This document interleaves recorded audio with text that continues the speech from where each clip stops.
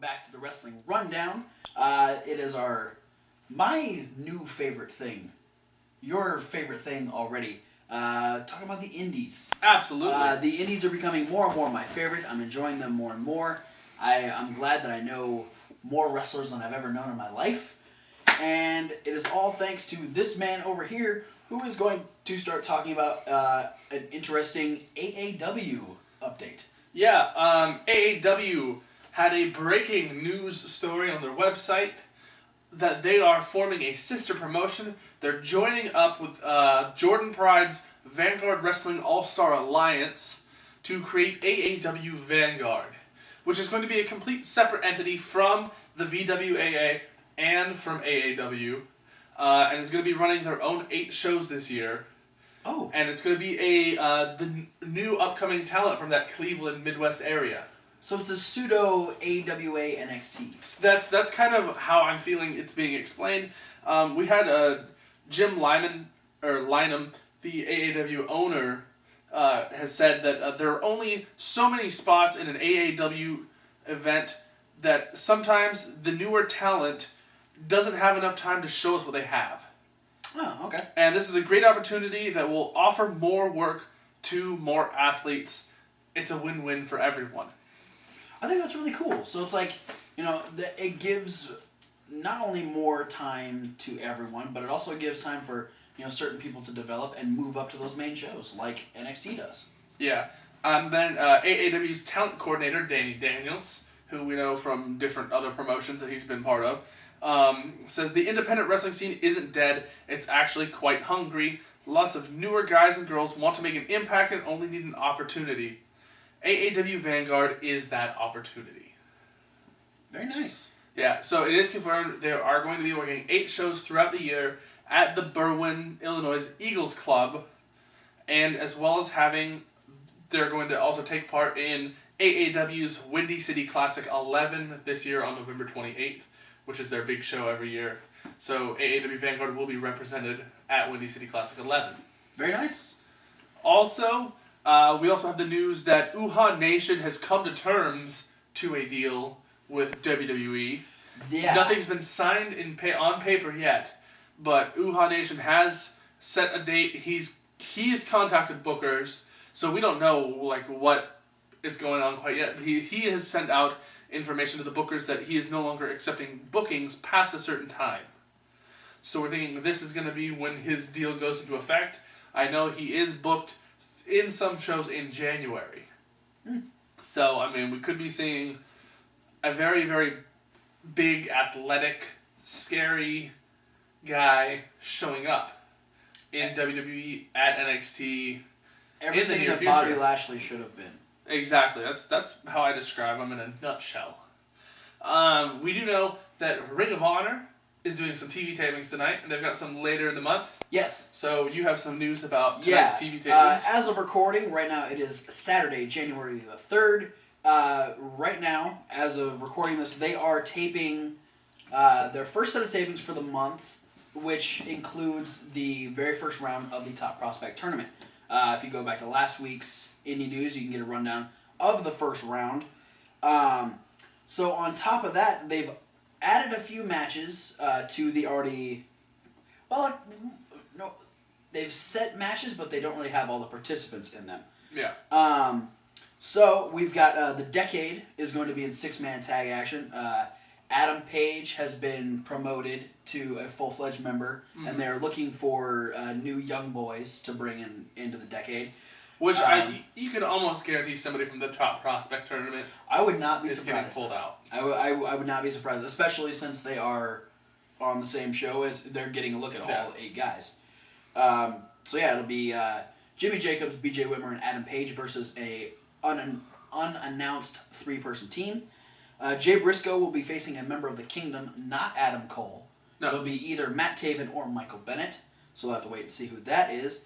Adam Cole is set to appear, more than likely talking about his loss to Jay Briscoe last month and his future in ROH. Speaking of that title match, Nigel McGuinness is on his way to Nashville tonight as well to talk about who is going to be the number 1 contender for Jay Briscoe's ROH World Championship.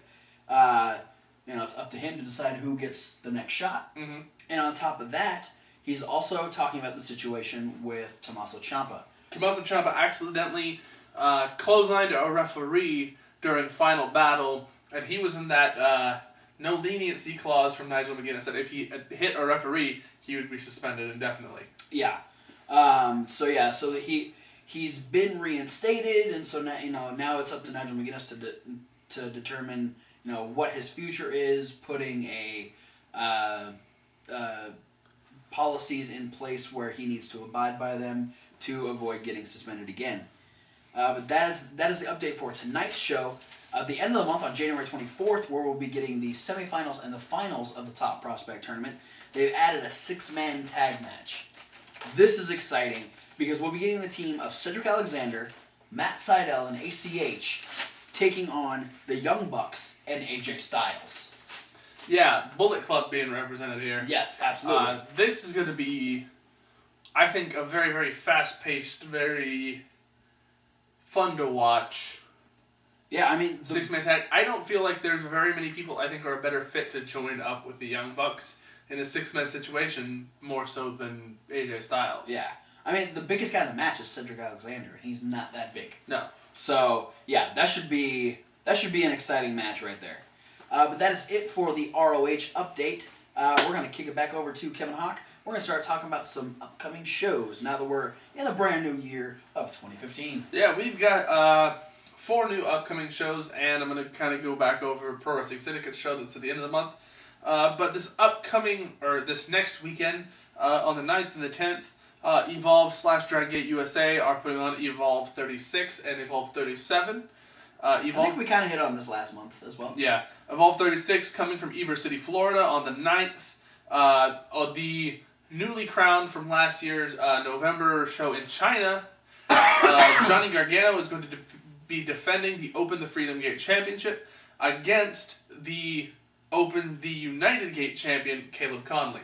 Interesting. So, Caleb Conley is walking into Evolve 36 with a chance to walk out a double champion. So Johnny Gargano has gotten back the title from Ricochet that he lost to Ricochet back in April. Mm-hmm. So he had about a 7-month break of not being champion. Yeah. But he's back, and he's looking to extend his run and try and top his Open the Freedom Gate championship run from that huge run that he had that ended last year. Almost 2 years as champion. Crazy. Also, we have a non-title grudge match. The Evolve champion Drew Galloway versus Roderick Strong. And then on top of that, we have Ricochet versus Timothy Thatcher and Biff Busick versus Trevor Lee. Are all matches signed. They have a lot of other names on the card that haven't been assigned to matches yet. And then, on the 10th, which is the following day, in Winter Park, Florida, Evolve 37, the Evolve Championship will be on the line in the main event as Drew Galloway defends against Ricochet. And they have 3, they call them special challenge matches. Roderick Strong versus Timothy Thatcher, AR Fox versus Trevor Lee, and Uhaa Nation versus Biff Busick. Ooh, scary. And I think names like Chris Sabin, the Bravado Brothers, and many more are set to be on the cards. They just haven't been assigned certain matches yet. All right.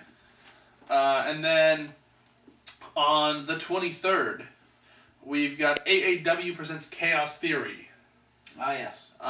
If from the venue 115 Bourbon Street, Marionette Park, Illinois. 2 matches announced. The tag team championships will be on the line. Dan Lawrence and Marcus Crane take on Ryan Boz and a partner of his choosing. Now, the last show that they did, One Twisted Christmas, Ryan Boz defeated them in a Handicap Fans Bring the Weapons match. So now he's going to have a partner on his side, and the titles are going to be on the line. Interesting. And then we have the I smell a title change. It seems like it's going to be very in his favor. AAW Championship is also going to be on the line as Eddie Kingston defends against Josh Alexander. And then a couple days later, on the 25th, that's Sunday, Chikara comes back to us for the new season. A new start on the 25th from the 2300 arena, the same one they ended last season in, the former ECW arena in Philadelphia, Pennsylvania.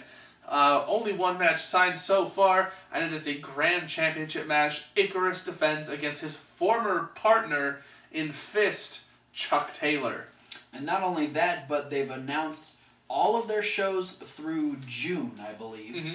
And we'll be posting all those down in the description. So go ahead and check all those out. I think all but the June shows are available if you go to ChikaraPro.com. Tickets are available now. You get tickets for all those shows. And on the 15th of January, their 2 shows in June will be going on sale as well. Yeah. The only other thing is there's talks, according to Eddie Kingston's blog he posted on ChikaraPro.com, that there is going to be some sort of fashion, I think, of a match between him and Kevin Condren, which it seems to me, I reread the blog, I think it's going to be some sort of a team match, where Kingston is going to have to pick some partners to go against Condren and some other members of the Condren will roster. probably get Snow Troll, since he saved Yeah. Snow Troll after that whole deal at Tomorrow Never Dies. Yeah, that'll be interesting.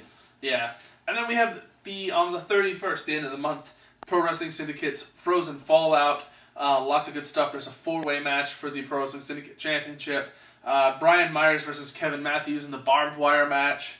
The Handicap Heroes challenge the Reynolds Bros for the Pro Wrestling Syndicate Tag Team Championships. Amazing Red defends his Suicidal 6-way championship title.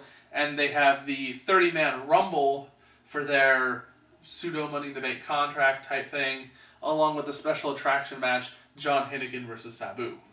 Yes. So, I mean, that, and I'm looking 4 or 5 other matches on top of all those ones. So, I mean, super stacked card. Yeah, that's a big card. So, and at the beginning of their TV title tournament to crown a brand new television champion. So yeah, I mean, that's all I got for indie shows this month. But this wouldn't be any news if we didn't take it back to back to Chikara. Absolutely. Chikara just recently uploaded a special update video on Chikara Office on YouTube. It was a backstage monologue from Jakob Hammermeyer, Pinky Sanchez, I don't and feel like it was backstage. I thought they were in a ring. Were they? Yeah, like Jakob was sitting on the top rope. I felt like they were just sitting on. I felt like they were just. Because they were all standing. Oh, maybe they were. Because they were standing, and I think Pinky was standing inside the ring, here, which would be here for you people. Jakob sitting on the top rope, and then Knockin' was standing on the outside of the ropes here. Maybe. I don't know. It was a nondescript place because all you could see was like the roof of wherever the hell they were. Jakob was monologuing. Knockin' and Pinky kept talking, and there was stop! I'm monologuing. And talking about taking the best of the old BDK and combining it with the best of the new BDK, and this would bring back for a very short while Daisy Hayes. Yeah, I got really excited actually. I was a huge fan of the BDK during their initial run in Chikara, so to see the fact, I got super stoked when I found out Pinky Sanchez was back, and got super stoked when Daisy Hayes walked on screen for this. Disappointed, however, I may be that she has declined a return to the BDK. Yeah, she was just here to deliver a gift from Delirious. Yes. It was a black box with skulls on the outside. As she walked away, declining the offer to rejoin the BDK, Jakob would open the box and look inside, and I believe Pinky asked, "What is it?" And Jakob says, "Power." Mm-hmm. So we've kind of thrown different ideas back and forth. I think we're both kind of on the same page that it is potentially the Eye of Tyr. Yeah. Where Delirious will be giving Jakob control over Hallowicked and Frightmare. You had another theory to add to what was possibly in the box, correct? Yeah, my idea at first was I was really hoping, he'll use it to go grab other BDK members. And then I was like, well, that really only leaves Lindsay Dorado and Tim Donst. Yeah. Because Sarah Del Rey works for WWE. So does Cesaro. So Claudio, a.k.a. Cesaro. And I don't think he has any interest in bringing Aries back to the BDK. No, he wouldn't have kicked him out just to bring him back. Yeah. So my other idea was that he would use it to surreptitiously take control of Jimmy Jacobs, who may or may not still be a helm leader of a large group of heels in Chikara. But I'm sort of not leaning that way anymore, as I'd recently gone back to Chikara Pro's website, finding that they have removed all the Flood from their roster page. Yeah, and there was also, speaking of Jimmy Jacobs, he was saying that what did he call himself? The something of Chikara. Yeah, he was claiming to be the new savior of Chikara. That's right.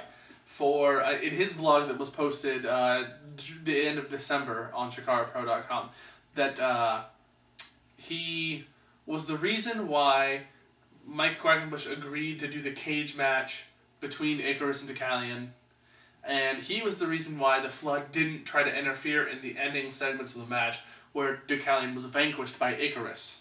As if you watch the show, all the Flood and Jimmy Jacobs come out, and Jimmy Jacobs does that whole speech of Deucalion, you made your bed, now you have to die in it. Yeah. And if you didn't, spoiler alert. Yeah. So the fact that Jimmy Jacobs is now saying, guess what, if it weren't for me, Deucalion would still be here, and he would still be running the Flood, and he would still be trying to kill everyone in Chikara. So, how about next time I come around, everybody thanks me. Yeah. So, yeah, it's going to be an interesting year for Chikara. We got a lot of good build from the end of Tomorrow Never Dies up till, we're about 3 weeks away from a new start. Mm-hmm. So, yeah, I'm excited for the season 15 of Chikara. Absolutely. But that is it for the indie news this week. Be sure to check out all the videos over in the playlist, all of our information down in the description, including all of the Chikara dates from January to June of 2015. All of the other information as far as indie news goes. We post all of our favorite indie sites down in the description as well. We got AIW, we got AAW, Pro Wrestling Syndicate, Chikara, ROH, CZW, Pro Wrestling Guerrilla, all that is down. Beyond Wrestling. You can follow all of those links to their websites and get all the information on those promotions. But we will be seeing you at whatever video you decide to click next. Also, quick side note, next week, 5 matches not to miss. It's coming back. Oh, shit. Shimmer Women's Athletes Edition. Nice. Giving the ladies a little bit of a highlight. Mm-hmm. I dig it. See you later.